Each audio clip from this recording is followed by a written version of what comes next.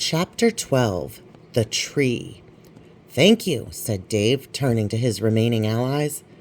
"This old warrior's just glad to have been of service one last time," grinned Elder Crispy. "Good luck, Dave." "Wait," said Dave. "There must be a way I can take you all with me, back to the world above." "I'm afraid it doesn't work like that, old friend," said Seth the elf sadly. "But hear my warning, Dave. Herobrine has defeated the ninja squad and destroyed the elemental block, taking its power for his own." "What?" said Dave. "He defeated all of us single-handedly," said Seth. "We fought valiantly, but we were unable to defeat him." "Did he kill the rest of the squad as well?" Dave asked, dreading the answer. Seth shook his head. "I believe it was just me." "Don't worry. I will stop Herobrine somehow," said Dave. "There is one more thing," said Seth. "Splash potions no longer work on him. The power of the elemental block has made him immune." Dave went cold with fear. Splash potions were the only weakness that he knew Herobrine had, and now they no longer worked? How was he going to stop Herobrine now? "We'll find a way to defeat him," said Dave. "I don't know how, but we will." "I know you will," smiled Seth. Then Dave had a sudden thought. "What will happen to the villagers and wolves who got slain in this battle?" Dave asked. "I believe their essence will return to this place in time," said Seth, "although my understanding of how life and death works in this place is very limited." "Goodbye, Dave," said one of the remaining Greenleaf villagers. "Thanks for everything." "Ruff, ruff," said the last remaining wolf, which Dave had a feeling was Alan. Then another white portal opened up, and Elder Crispy, Seth the elf, Basher the golem, and all the remaining villagers and wolves stepped through it. A moment later, the portal disappeared, and Dave and Robo-Steve were alone once more. "Come on," said Robo-Steve. "Let's go and save Carl and Spidroth." Dave and Robo-Steve began to make their way across the field of yellow flowers towards the huge tree. Suddenly, Dave felt something hard under his diamond boot. He looked down and saw that he was standing on Arsalan's shadow blade. Dave knelt down and picked the sword up by its hilt. It felt cold. The entire sword was completely black, as if it was a shadow, but it felt real enough. "The ancient said that Null gave him this sword," Dave said to Robo-Steve. "Do you reckon it's safe to take it?" "I think so," said Robo-Steve. "And with Herobrine free once again, I think you may soon be in need of a good blade." Dave had a sudden thought.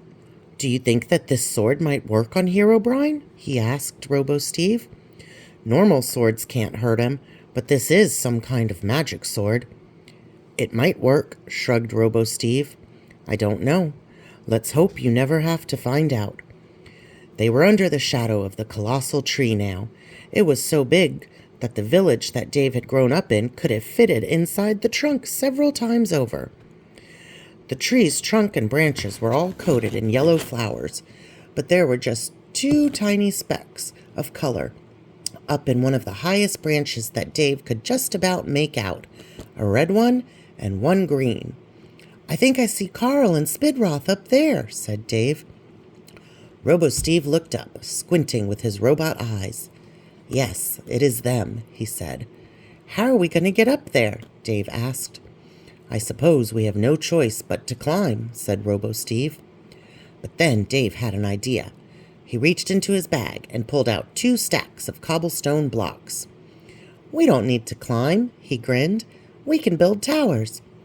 So Dave and Robo-Steve both took a stack of cobblestone blocks and each started to build a tower, jumping up and placing a block beneath their feet, then jumping up and placing another block beneath their feet, getting higher and higher with every block. At one point, Dave made the mistake of looking down and felt immediately nauseous as he saw how high up he was. But he kept going, and soon he and Robo-Steve's cobblestone towers had reached Carl and Spidroth. Carl and Spidroth were both asleep, surrounded by yellow flowers. The flowers seemed to be holding them up against the tree trunk. "What do we do?" Just pull them out of the flowers? Dave asked. I think so, said Robo-Steve. Dave and Robo-Steve built a small cobblestone platform that connected both their towers and went right up to the tree, just underneath Carl and Spidroth. We'll pull them both out at the same time, said Robo-Steve. You take Carl, and I'll take Spidroth. Got it, said Dave. Dave walked over to Carl. The little creeper was fast asleep, breathing softly and propped up by the yellow flowers surrounding him. On 3, said Robo-Steve, who had walked over to Spidroth. 1, 2, 3. Dave reached up and grabbed Carl. There was a bit of resistance from the flowers, but he managed to pull the creeper away from the tree trunk. Then he placed him down gently on the cobblestone platform.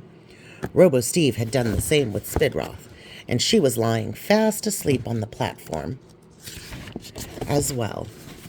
Well, that was easy, said Dave. Suddenly the platform began to shake. Dave lost his footing and almost fell backwards off of the platform, but Robo-Steve dashed over and grabbed his arm. Far below, Dave heard a huge cracking sound.